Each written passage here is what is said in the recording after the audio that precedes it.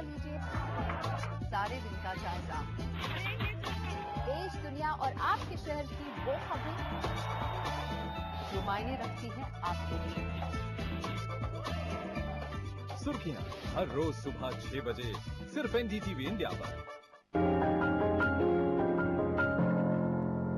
Break में जाने से पहले लक्ष्मी ये कह रही थी कि धर्मगुरुओं से वो ये कहना चाहती हैं कि क्यों, अगर उनको बराबरी का अधिकार मिल रहा है, अब इतने सालों के बाद 150 साल पुराना कानून, इतनी लंबी लड़ाई, तो परेशानी क्यों है आप लोगों को? क्यों नहीं इनको इनका हक लेने देते? सच्चा धर्म वही है जो इंसान को सच्चा इंसान बनाता है। सो इंसान की भलाई के लिए धर्म है, उनकी बुराई के लिए नहीं है। जब इंसान के मन में, अब हम जानते हैं समाज में भी बुराई भी है, अच्छाई भी है, वो धर्म इसलिए है और धर्म इसलिए उनको बोलते हैं कि आपकी बुराई कम करो, अच्छाई। इस बदलाव से या 377 हटाने से, या अगर गे होमोसेक्सुअल्स पब्लिकली कहें कि हम हैं होमोसेक्सुअल, और तो धर्म को क्या खतरा होगा? मैं बहुत संक्षेप में जानना चाहती हूँ, परेशानी क्या है समाज को, मैं ये समझना चाहती हूँ। मेरे ख्याल सबसे बड़ा कंसर्न ये हमारी सोसाइटी टूट जाएगी, क्योंकि जो गे राइट्स एक्टिविस्ट है, जो गे मैरिज की बात करते हैं, जो समाज में हमारी जो समझ है फैमिली के बारे में, उसको बिल्कुल तोड़ के ये नया डेफिनेशन देना चाहते हैं। स्वामी अग्निवेश, क्या हमारा समाज टूटेगा? क्या फैमिलीज बिखर जाएंगी? बिल्कुल नहीं बिखरेंगी। हम सन्यासी हैं, मैंने शादी नहीं कराई है, इससे क्या पूरे देश का समाज टूट गया? जब एक आदमी की शादी नहीं करने से समाज नहीं बिगड़ता, वो जो करें तो फिर कोई और कुछ और करे, उनका अपना सेक्सुअल प्रेफरेंस है, तो क्या इससे समाज को वाकई इतना फर्क पड़ेगा? आधी जिंदगी वो जीता है जो कुंवारा है, और पूरी सामाजिक जिंदगी वो जीता है जो शादीशुदा है। बात यहाँ इनकी नहीं हो रही है, और या बात किसी जंग की नहीं हो रही है।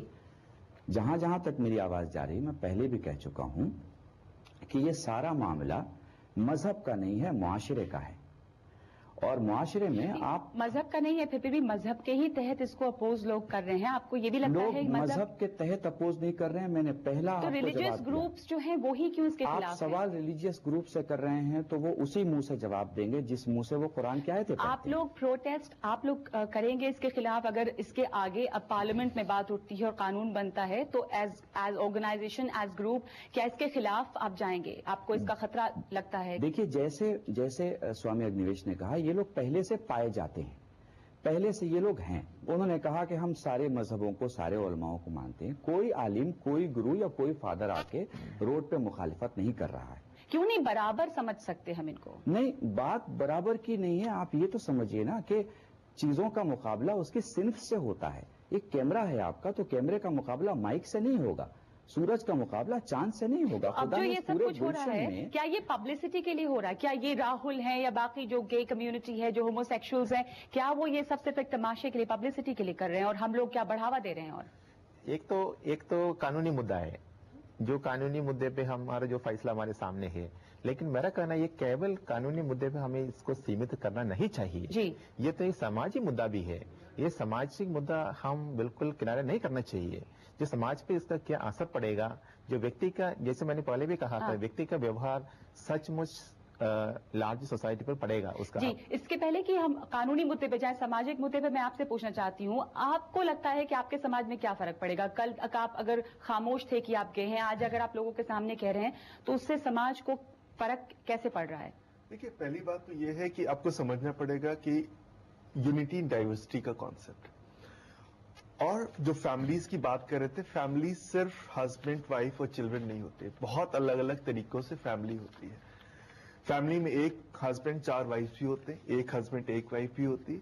फैमिली में अगर आज अधिकार है कि मैं अगर सिंगल पेरेंट हूं, मैं बच्चा अडॉप्ट कर सकता हूं, मैं हूं, मेरा बच्चा है, वो एक फैमिली है, मैं हूं, मेरा बॉयफ्रेंड है, वो भी एक फैमिली की होना चाहिए। क्योंकि परिवार अलग है लेकिन प्यार मोहब्बत एक, अलग अलग तरह के परिवार हैं क्या, लेकिन प्यार मोहब्बत एक ही, वही जज्बा है, वही केयरिंग जो अगर पति पत्नी के साथ करता है या पत्नी पति के साथ करती है, वही मैं अपने बॉयफ्रेंड के साथ करना चाहता हूं, और वही प्यार, वही जज्बा मेरा बॉयफ्रेंड। राहुल, आपकी जाती जिंदगी में, पर्सनल लाइफ में इससे क्या आपको मदद मिलेगी? मुझे याद है मैंने आपसे पहले बात की थी, तब आपने कहा था कि आपका परिवार ने आपको छोड़ दिया था, आपको अपने परिवार को छोड़ना पड़ा था। क्या अब इसके बाद आप अपने परिवार से बात कर पाए? आपकी माँ से आपसे सालों से बात नहीं हुई थी? मेरी तो बात हुई है, और हम काफी अभी अच्छे टर्म्स में हैं, और काफी परिवार की तरफ से काफी एक्सेप्टेंस है। और इस बदलाव के बाद जरूर ये होगा कि सिर्फ मैं ही नहीं बल्कि और लोगों को भी काफी सपोर्ट मिला है कानून की तरफ से, और यही एक्सपेक्टेशन है सोसाइटी की तरफ से कि प्लीज इन मुद्दों को समझिए। आपको अपनी लाइफ में क्या बदलाव लगता है राहुल? पिछली दफा जब बात हुई थी आपसे तो मुझे याद है आप बात करते करते आपकी आंखों में आंसू आ गए थे कि इतनी तकलीफ से आप गुजरे थे, परिवार नहीं समझता था, सोसाइटी में तरह तरह की स्टिग्मा एक तरह से, क्या उसमें कुछ बदलाव आया? क्या आपके लिए सोसाइटी कुछ बदली है? सिर्फ मैं हाईकोर्ट ऑर्डर की बात नहीं कर रही हूं, पर इतने दिनों में क्या समाज कुछ बदला है आपके लिए?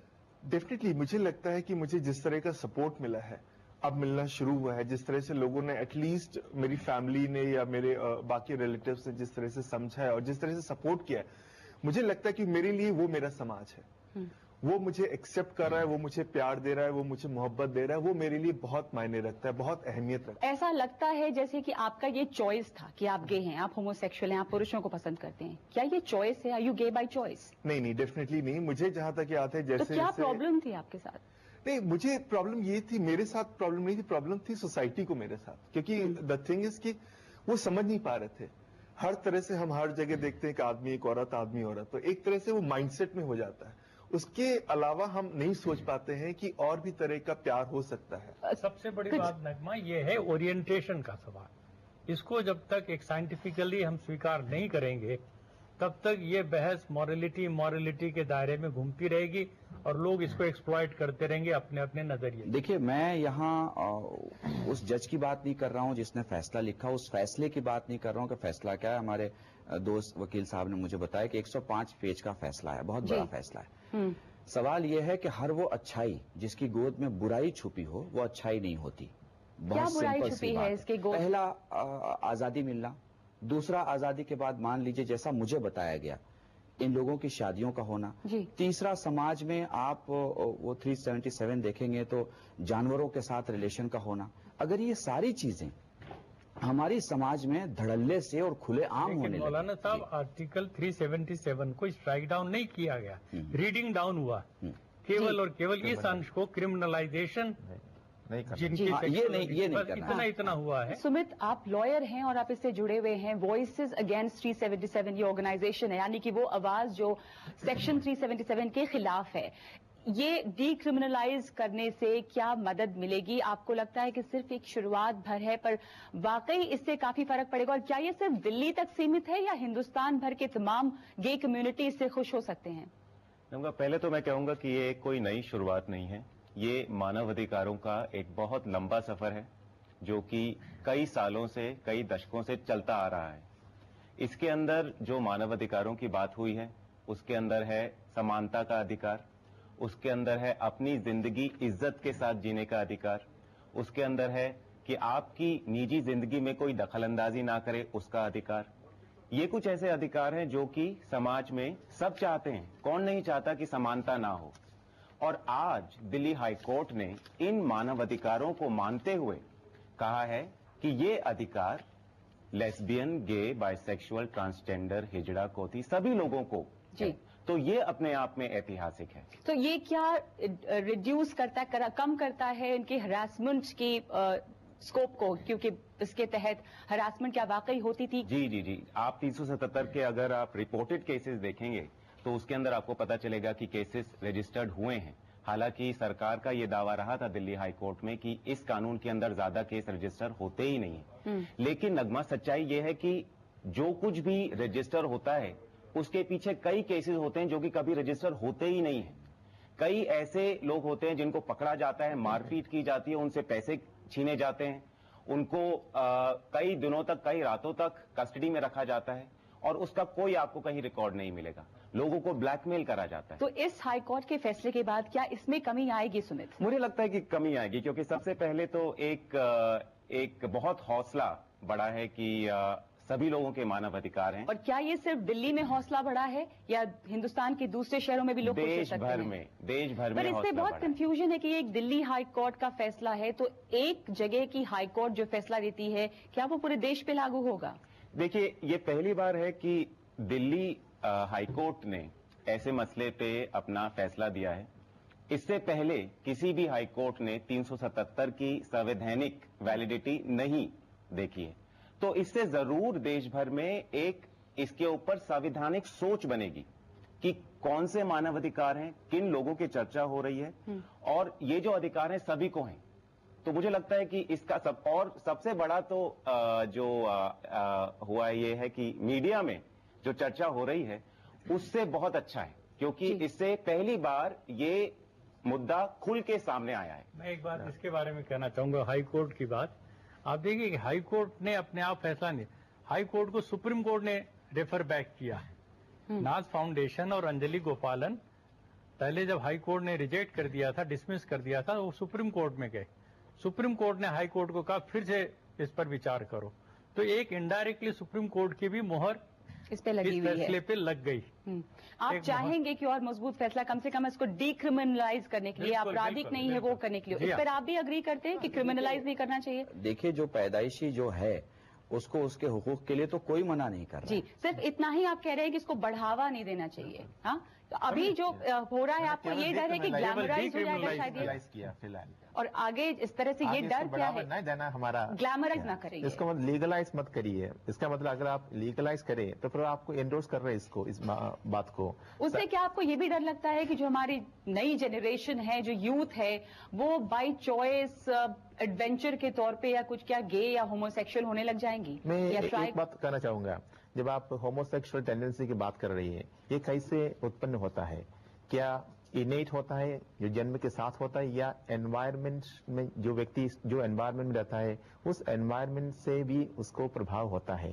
जैसे उदाहरण के तौर पर, अगर एक लड़की, छोटी सी लड़की, बालिका के घर पे अगर उसकी पिताजी उनके साथ बहुत स्ट्रिक्टली बिहेव करे, तो ये नेचुरल होता है बालिका के मन में पुरुषों की तरफ थोड़ा सा भय उत्पन्न होता है। वो बढ़ते बढ़ते पुरुष से संपर्क करना उसके लिए बहुत मुश्किल होता है। सो जब साइकोलॉजिकल स्टडीज आप देखें, उससे आपको ये मालूम पड़ेगा कि जो environmental factors, contributive factors are very strong in deciding the orientation of a person. मैं फादर से ये पूछना चाहती हूँ कि ऐसा एनवायरमेंट बनाए क्यों? और हम प्रबोधन नहीं कर रहे हैं, हम ग्लैमराइज नहीं कर रहे हैं। इतने साल की लड़ाई के बाद अगर समानता का हक मिले, क्या चर्च या क्रिश्चियनिटी ये नहीं चाहेगी कि एक ह्यूमन बीइंग गॉड की नजरों में सब एक है? ये बड़ा सवाल है कि क्या धर्म ये नहीं मानता कि भगवान की नजरों में, गॉड के नजरों में सब एक हैं? ये सिर्फ क्रिश्चियनिटी नहीं, बाकी धर्मों से भी ये सवाल है, लेकिन इसका जवाब एक ब्रेक के बाद लेंगे। और ब्रेक में जाते जाते मैं आपको ये भी बता दूं कि हिंदुस्तान शायद 127वां देश वो है जिसने अब इस चीज को एक तरह से एक्सेप्ट किया है, हालांकि पूरी तरह से नहीं, लेकिन डीक्रिमिनलाइज किया है। 127th कंट्री है ये देश में। इससे पहले 115 कंट्रीज ऐसी हैं जहां होमोसेक्सुअलिटी लीगल है, जिसमें चाइना और ऑस्ट्रेलिया भी शामिल है। ब्रेक के बाद